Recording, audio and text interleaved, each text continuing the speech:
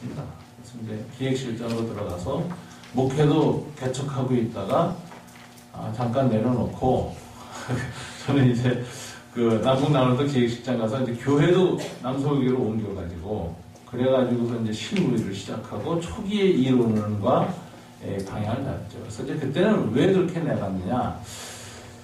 방향이 그랬습니다. 그 당시 이제 진보 진영은 상대적 과제가 사회민주화였어요. 근데 우리 복음주의 진영은 민족복음화였습니다.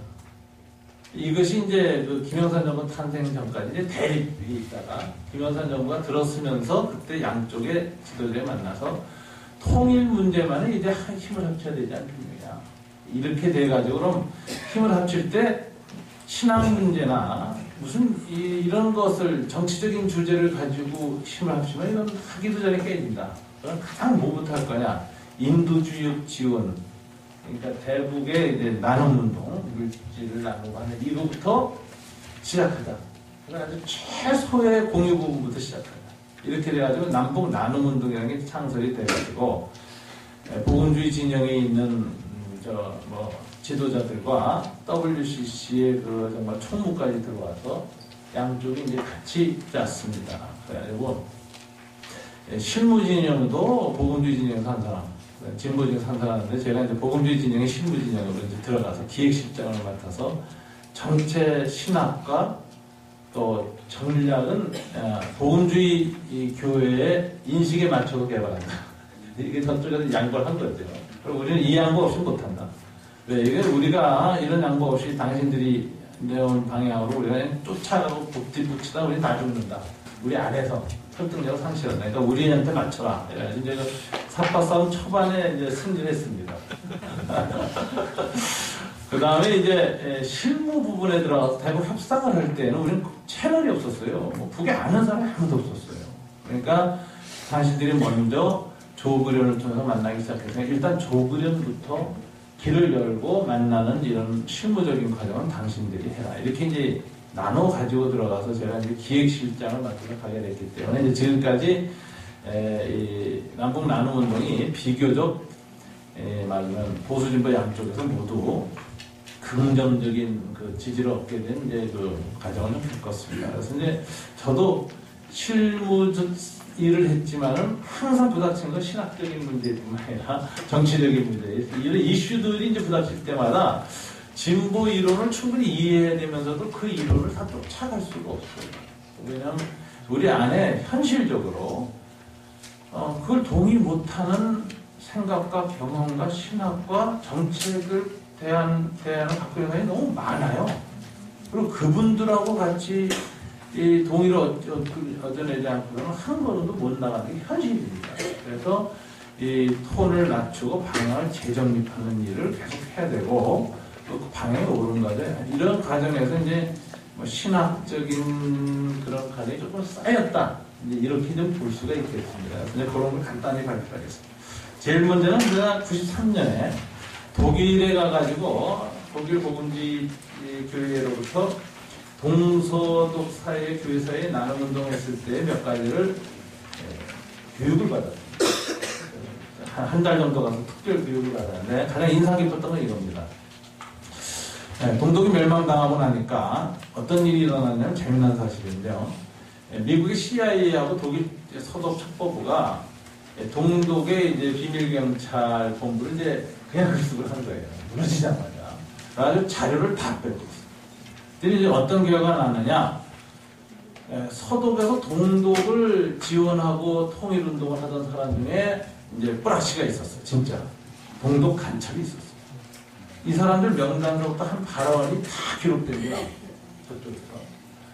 그 다음에 이제 동독 안에서는 인권운동 하던 사람, 동독 안에서 이제 서독의 지원도 받고 감옥도 가면서 인권운동 했던 사람들 중에 상당수 지도자가 동독 비밀경찰 뿌락치였어요.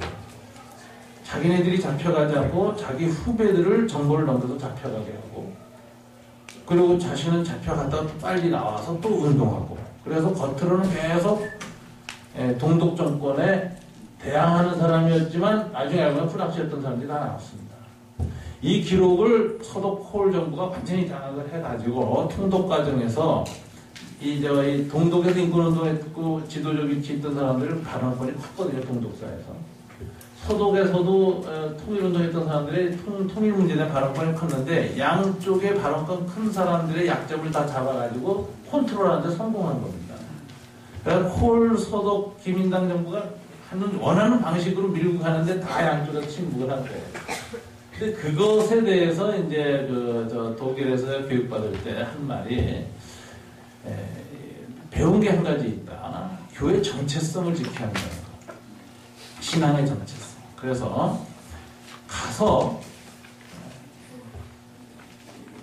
어느 일방의 이익을 위해서 일방에게 유익한 정책을 취하지 말고 가장 좋은 양쪽에 다 유익한 정책을 취하려는 노력을 할 것. 그 다음에 이데올로기적 편향성을 먼저 극복하려면 나중에 이용당한다는 사실을 알 것. 세 번째는 가서 한 모든 말이 공개될 뿐만 아니라 사전에 첩보원들끼리는 정보를 주고받는다는 걸 인식하고 들어갈 것. 들어가서 절대로 자국정부 지도자를 욕하거나 그 정권에 해가 되는 발언을 절대로 삼갈 것. 이런 몇 가지를 배웠어요. 지금까지 20년 동안 굉장한 유익을 얻었습니다. 진보진영 분들의 약점이 뭐냐, 들어가서 막 욕을 해요. 근데 그게 다 이쪽으로 나와요.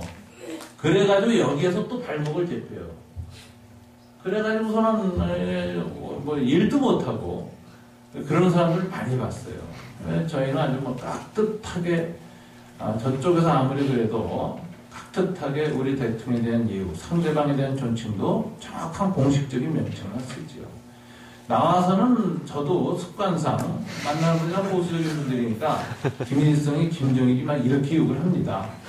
근데 들어가서 잠꼬대로라도 그렇게 했다 큰일 나거든요. 그래서 들어가기 전에 저희 말을 바꾸려고 굉장히 노력을 해요. 습관적으로 안 나오게 하려고.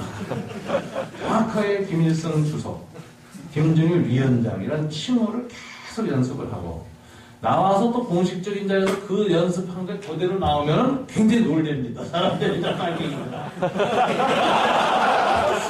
그래서 나와서 이제 김정일이 김일성이 이런 식으로 표현하는 것을 이제 또 이제 이게 굉장한 제가 그 갈등을 많이 하는데 조심하려고 애를 썼어요. 근데 그런 것들도 굉장히 중요한 통일의 한 과정이고 노력이다. 저는 이렇게 이제 나중에 그걸 받아들이고 이제 정돈이 됐습니다. 근데 그런 노력이 필요하다 하는 걸 염두에 둡니다. 그래서 한반 통일 부분을 다룰 때 갖추된 자세는 저는 초월적 자세가 중요하다. 그러니까 양 이데올로기나 양 진영의 정치 논리를 넘어갈 수 있는 힘이 뭐냐? 그 내면적인 힘이 없으면요 기회주의자가 됩니다. 북에 가서 북에 맞는 말하고 남에 가서 남에 맞는 얘기하는데 기회주의자가 됩니다. 자기 자신이 갈등합니다. 내가 일을 하면서도 끊임없이 양쪽 모두에 대해서 당당할 수 있는 힘은 어디에 오느냐? 그건 저는 복음의 초월성에 있다. 그 점에서는 하나님 나라라는 신학을 충신과 합신 여기 배우게 돼서 굉장한 그 감사를 느낍니다. 왜냐하면 제가 이제 독일에서 돌아오면서 요 일을 20년 이상 이렇게 하게 될 것이라고 그때 거의 죽을 때까지 하게 될 것이다 라고 생각을 했을 때 어떤 관점에서 일해야 될 것이냐 하나의 정말 말씀을 받았습니다. 그것은 맨 마지막에 논문에 썼습니다만 먼저 그 나라 그 일을 구하라. 그냥 이 모든 것을 너에게 더하시리라 하는 말씀을 제가 독일에서 교육받고 돌아오면서 받았어요. 저는 여기서 딱 하나입니다. 통일을 위해서 기도하면 안 되겠다 이 생각을 했어요. 내가 통일운동에 앞으로 상당 부분 헌신될 사람인데 통일보다 더 중요한 가치를 위해서 항상 기도하고 통일이라는 주제는 상대화할 수 있어야 돼요. 뭐가 내가 통일보다 더 먼저 구해야 할 것이냐 할 때 하나님의 다스림 이걸 내가 먼저 구해야 돼. 하나님의 나라라는 것을 구하자.